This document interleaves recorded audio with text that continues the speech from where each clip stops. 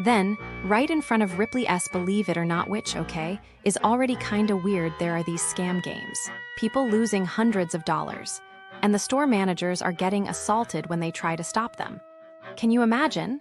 You ray on vacation, excited to see something silly, and then you get swindled and someone gets maced. The tourists, they ray probably feeling so violated. They likely reported it, but honestly, the police are busy, right? Those scam guys, they probably just moved to another tourist spot, laughing all the way to the bank.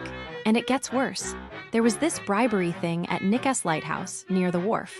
The owners were paying off people to get better leases for their restaurant. Paying bribes? Like, that's so unnecessary.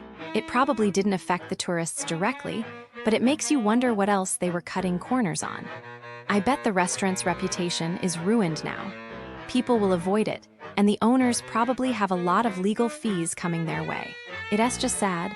Oh, and this is a big one. They found over 200,000 counterfeit items, clothes, accessories, everything heading to shops around Fisherman's Wharf. So all those designer bags you see, probably fake. The tourists, they think they ray getting a good deal, but they ray just getting ripped off.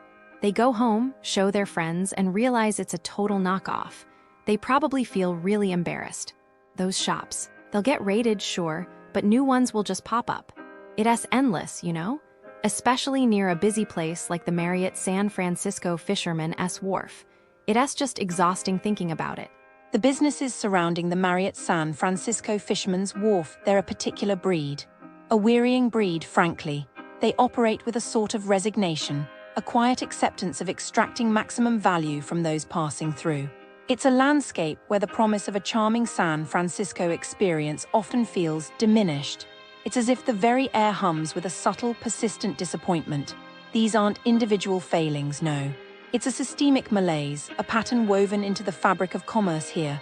You see it everywhere, a pervasive sense of not quite caring. Let's begin with the restaurants. Restaurants in this area, generally speaking, seem to operate under the assumption that your presence is a momentary lapse in judgment on your part. They are expensive, underwhelming, and frequently harbor a barely concealed contempt for your time. Aliotto's restaurant, for example. The history, the views, they're present like faded photographs of a brighter past. But the food appears to be an afterthought. People consistently report flavors as absent, seafood as challenging. A lobster and crab dish lacking any dimension. That's not just bad cooking, it's a philosophical statement about the futility of effort. And the prices, oh the prices. They're like a dare. A 10 crab chowder that tastes worse than something from a grocery store. It's not simply a price-to-quality imbalance, it's a quiet, calculated act of, well, I hesitate to say malice, but a distinct lack of respect. It's as if they're betting you won't bother to complain, you'll simply absorb the loss and move on, another statistic in the Fisherman's Wharf economy. Then there's the matter of hidden charges. A 5 surcharge disguised as a health insurance fee, mysteriously inflated from the advertised 5. That feels predatory. Like finding a tiny, unpleasant surprise at the bottom of your perfectly mediocre seafood platter. People are reporting hour-long waits for food even when the restaurant is half empty, refusing to pay due to dissatisfaction. It's a symphony of unhappiness.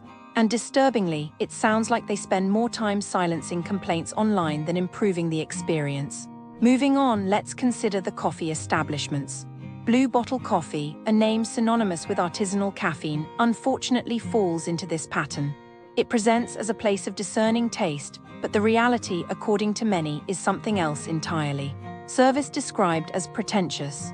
Overpriced coffee served exactly how they think you want it, not how you actually do. A $7 coffee you didn't even receive because they threw it away after 2 minutes because it wasn't fresh enough. That's not just poor service, that's a demonstration of power. It speaks to a culture where the customer is an inconvenience, an obstacle to their carefully curated aesthetic. People are also reporting fraudulent charges. A 46-cent difference may seem minuscule, but the fact that it happened is the problem. These small inconsistencies begin to erode trust, and eventually it builds to a point where you begin to question everything.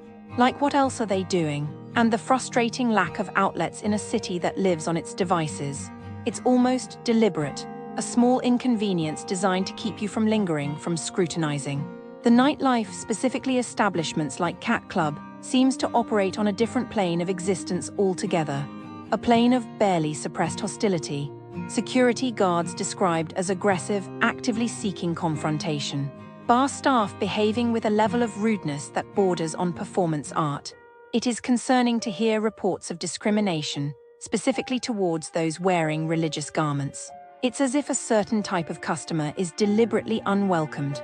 And the physical aggression, a dancer shoving patrons off the dance floor, that's not a vibrant atmosphere, that's an invitation to a legal dispute.